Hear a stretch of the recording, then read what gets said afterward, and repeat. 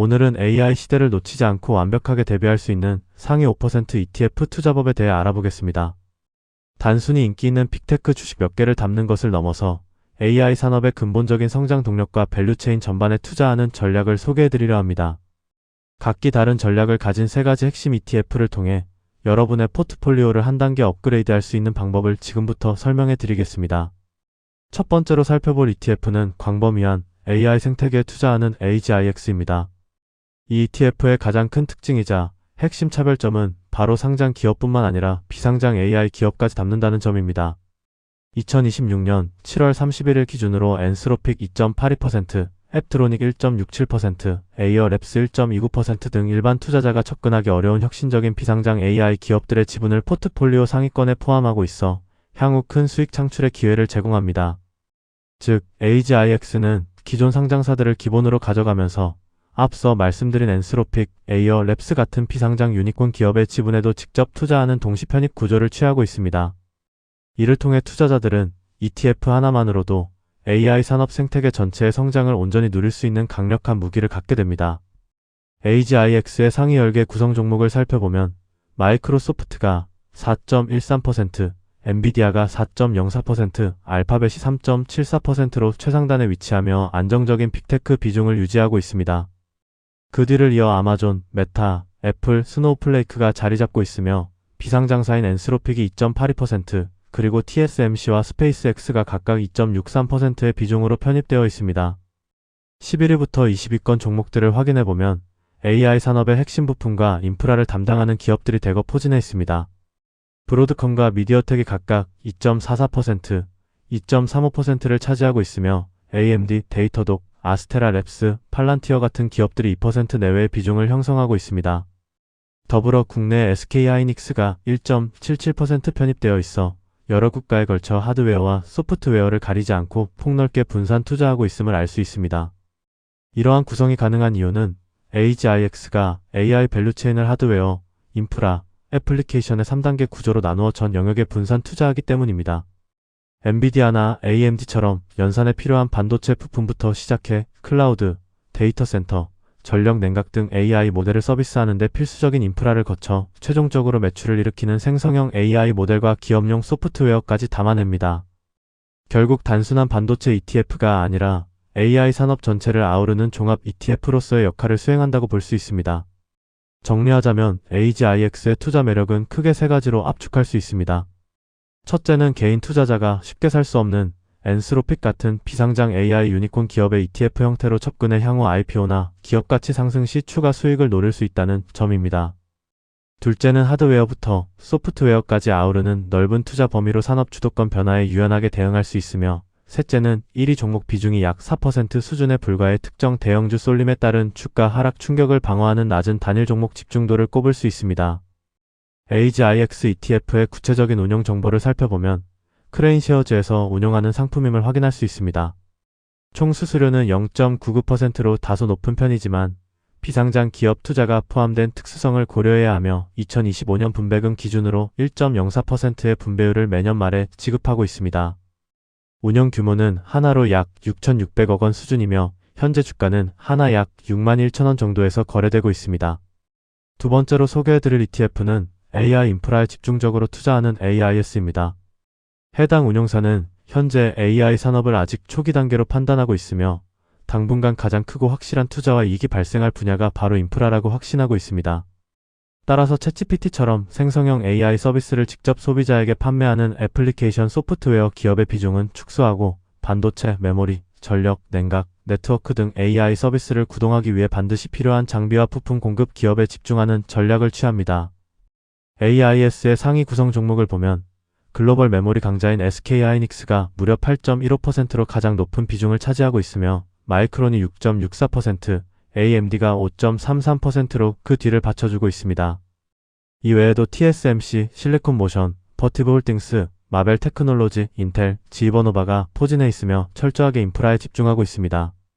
이렇게 독특한 포트폴리오가 구성된 이유는 바로 부품 명세서 즉 BOM 투자 방식을 채택했기 때문입니다. 단순히 AI라는 키워드나 시가총액을 기준으로 기업을 고르는 것이 아니라 실제 AI 데이터 센터 서버를 구축할 때 들어가는 HBM, 액체 냉각 시스템, 전압 조정 모듈, 고속 인터커넥트 등을 먼저 꼼꼼히 나열합니다. 그리고 이 각 영역에서 실제로 수혜를 보는 기업들을 발굴해 담기 때문에 SK하이닉스나 버티브, 지버노바처럼 인프라 구축 과정에 필수적인 기업들이 폭넓게 편입될 수 있는 것입니다. 이러한 AIS만의 세 가지 투자 매력은 현재 시장 상황에서 더욱 빛을 발합니다. 첫 번째는 어떤 AI 플랫폼이 승자가 되든 무조건 늘어날 수밖에 없는 인프라 설비 투자, 즉 캐펙스 증가에 직접적이고 확실하게 베팅할 수 있다는 점입니다. 두 번째는 빅테크 비중이 낮아 기존 나스닥100 추종 ETF와 중복도를 크게 낮출 수 있으며, 마지막 세 번째는 HBM 부족이나 전력, 냉각 시스템 부족 등 현재 AI 공급망에서 발생하는 병목 현상을 해결하는 핵심 기업들에 기민하게 대응하며 투자할 수 있다는 점입니다. 실제로 매그니피센트 7이라 불리는 빅테크 기업들의 최근 분기 영업 현금 흐름과 설비 투자, 그리고 잉여현금 흐름을 비교해보면 인프라 투자의 중요성이 드러납니다. 아마존과 알파벳은 2026년 2분기 기준으로 각각 약 540억 달러와 449억 달러의 막대한 캐펙스를 집행하여 잉여현금 흐름이 마이너스로 돌아섰으며, 마이크로소프트 역시 2026 회계연도 4분기에 약 410억 달러라는 천문학적인 자본을 지출했습니다.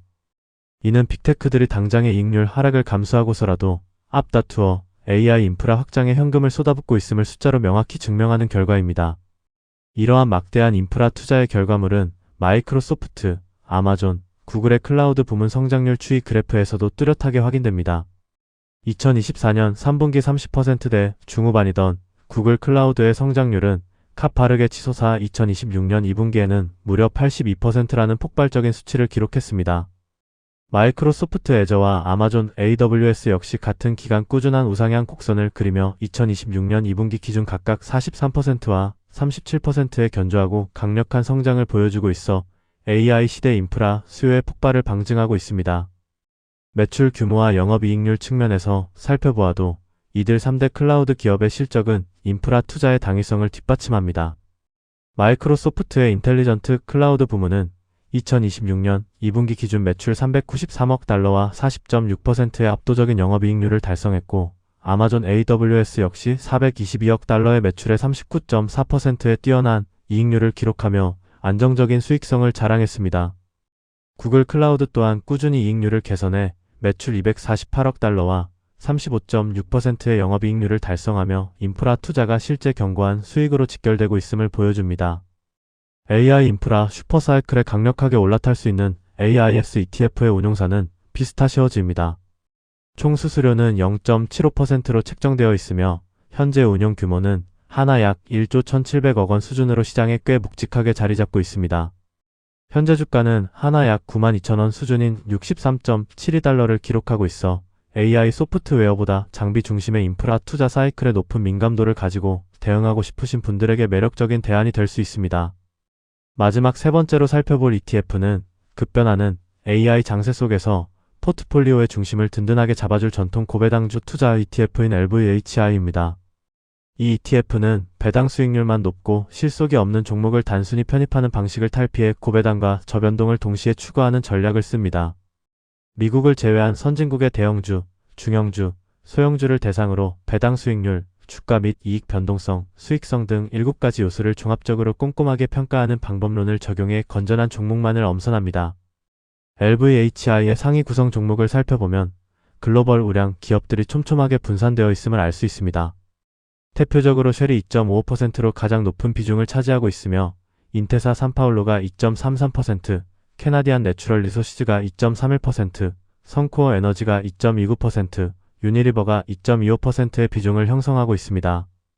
이러한 주요 편입 종목들의 실제 사업 내용을 들여다보면 에너지, 금융, 소재, 헬스케어 등 미국의 기술주와는 전혀 다른 궤적을 그리는 전통 산업 대표주들임을 명확히 알 수 있습니다.